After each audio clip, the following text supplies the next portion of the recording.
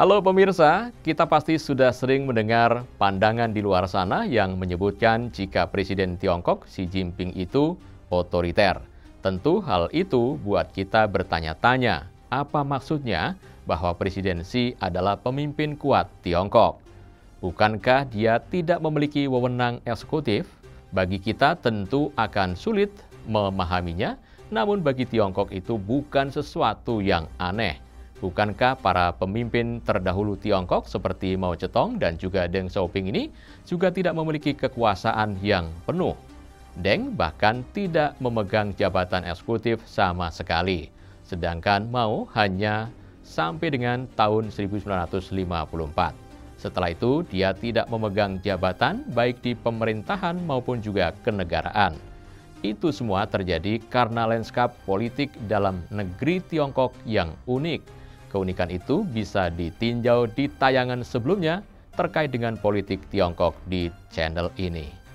Itulah mengapa kepemimpinan presidensi yang kuat itu terlihat unik karena dirinya pun bekerja dalam lanskap kepemimpinan kolektif yang tidak memungkinkan muncul seorang individu dengan kekuasaan besar serta berlebihan. Namun, itulah model kepemimpinan di Tiongkok yang bahkan sekelas Mao dan Deng pun tidak memiliki kekuasaan eksekutif yang besar. Nah, dalam situasi semacam ini, presidensi pun justru tampil dengan karakteristik kepemimpinannya yang khas dalam menanggapi tantangan Tiongkok. Lantas, seperti apakah karakteristik kepemimpinan presidensi yang dapat kita pelajari? Inilah Jurnal Barata bersama saya, Bagas Sumarlan.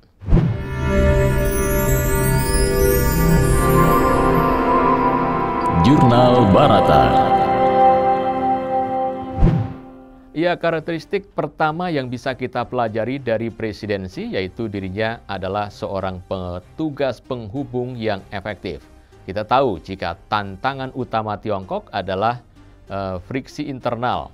Sekalipun juga pemerintah pusat di Beijing ini memiliki kekuasaan yang dominan, namun kekuasaan di Tiongkok tidak monolitik yang hanya terpusat di Beijing saja, melainkan juga tersebar di berbagai kelompok, baik di dalam negara maupun di masyarakat.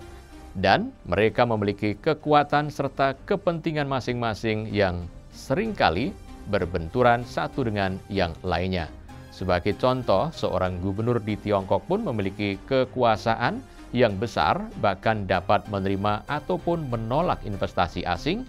Kewenangan semacam ini membuat iri gubernur di negara-negara yang menyebut dirinya sendiri sebagai demokrasi, karena kewenangan mereka menerima investasi asing sepenuhnya berada di tangan pemerintah pusat. Dalam lanskap politik dalam negeri semacam ini, presidensi memiliki karakter kepemimpinan yang tepat bagi Tiongkok karena dia juga sangat efektif dalam berkomunikasi dan mengkoordinasikan antar kelompok politik, sehingga terbentuk sinergi nasional yang sulit dalam memanfaatkan sumber daya untuk mencapai tujuan bersama ataupun nasional. Presidensi adalah sang petugas penghubung yang menyatukan berbagai kelompok politik untuk bekerja sama. Semboyannya yang terkenal adalah tidak ada satu orang pun yang akan tertinggal dalam derap kemajuan pembangunan ini. Semboyan ini menunjukkan dengan jelas semangat presidensi untuk menggandeng dan mempersatukan semua kelompok di Tiongkok. Presidensi dikenal sebagai pribadi yang disegani dan dikenal luas oleh rakyat Tiongkok dari segenap lapisan.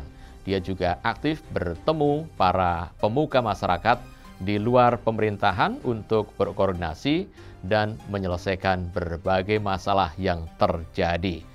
Langkahnya itu jelas untuk menyelesaikan ataupun meminimalkan friksi internal yang selama ini menjadi tantangan terbesar bagi kesatuan nasional Tiongkok selama ini. Selain itu, presidensi juga efektif dalam menenangkan sekaligus mendisiplinkan kelompok-kelompok nasionalis garis keras di lingkungan militer yang menginginkan perang dalam penyelesaian masalah Taiwan serta menghadapi provokasi Barat. Provokasi Amerika Serikat ini adalah menyebabkan kemarahan sehingga muncul dukungan untuk perang yang muncul dari kelompok nasionalisme garis keras. Namun, elit Partai Komunis Tiongkok atau PKT pun termasuk presidensi tetap teguh dan berkepala dingin dalam menempuh jalan damai. Nah, tanpa presidensi dan PKT di pusat kekuasaan Beijing, kemungkinan telah terjadi konflik di Pasifik dan dapat dipastikan negara kita juga pasti akan terdampak.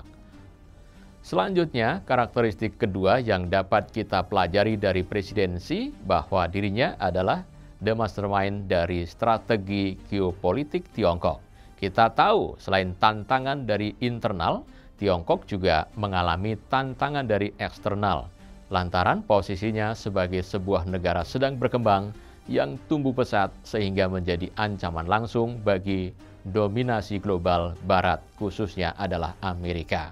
Akibatnya, Tiongkok selalu di bawah tekanan serta ancaman Amerika Serikat yang seringkali mengeluarkan kebijakan untuk menekan dan menghentikan pembangunan setiap negara di dunia yang tumbuh dan berkembang, apalagi sampai dengan mengancam dominasinya.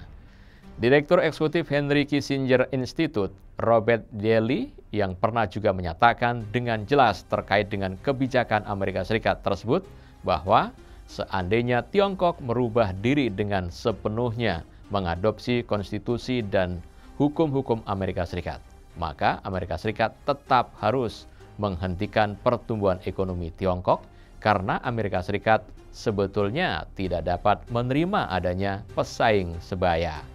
Lalu pendapat Robert Daly sendiri ini jelas menunjukkan bahwa problem Amerika Serikat terhadap Tiongkok bukan karena komunisme, tetapi sebagai pesaing sebaya. Itulah mengapa sekalipun jargon-jargon politik Amerika Serikat adalah anti-komunisme, tidak berarti kebijakan luar negeri Amerika Serikat juga anti-komunis. Lalu buktinya Amerika Serikat dapat menerima Vietnam, sekalipun Vietnam adalah dipimpin oleh Partai Komunis Vietnam. Vietnam pun bahkan merupakan anggota Trans-Pacific Partnership yang juga dipimpin Amerika Serikat, masuk ke dalam mitra dagang 10 besar Amerika Serikat di Asia serta menjadi pilihan Amerika Serikat sebagai lokasi alternatif bagi penanaman modal bisnis Amerika Serikat, lantaran adanya kebijakan anti-komunisme Amerika Serikat tersebut. Selain itu, jika Amerika Serikat adalah anti-komunis, mengapa para pemodalnya tidak didorong saja untuk investasi ke Filipina misalnya, Indonesia, Bangladesh, ataupun India? Bukankah mereka dengan setiap pro-Amerika Serikat serta sangat butuh investasi asing? Dan mengapa lokasi penanaman modal Amerika Serikat justru Vietnam yang dipimpin rezim komunis?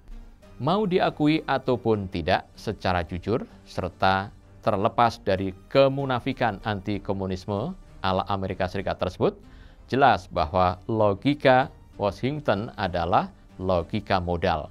Mereka jauh lebih menyukai negara-negara seperti Tiongkok dan Vietnam untuk penanaman modal.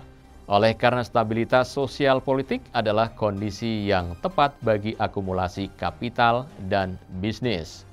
Para pebisnis Amerika Serikat pasti akan menghindari negara-negara demokrasi Asia, sekalipun mereka dengan setia selalu pro-Amerika Serikat karena negara-negara ini penuh gejolak serta heboh dengan pertarungan politik dan sosial. Kondisi semacam ini selalu dihindari para pemodal, termasuk pemodal Amerika Serikat itu sendiri. Oleh karena itu, karakteristik presidensi sebagai seorang the mastermind dari strategi geopolitik Tiongkok inilah yang berhasil membuat Tiongkok menjadi kuat, sedangkan Amerika Serikat dan sekutunya malah menjadi melemah di kawasan Asia Pasifik secara khusus dan di dunia secara umum. Pemirsa, sekian Jurnal Barata kali ini. Saya Bagas Sumarlan, terima kasih dan sampai jumpa. Demikian Jurnal Barata.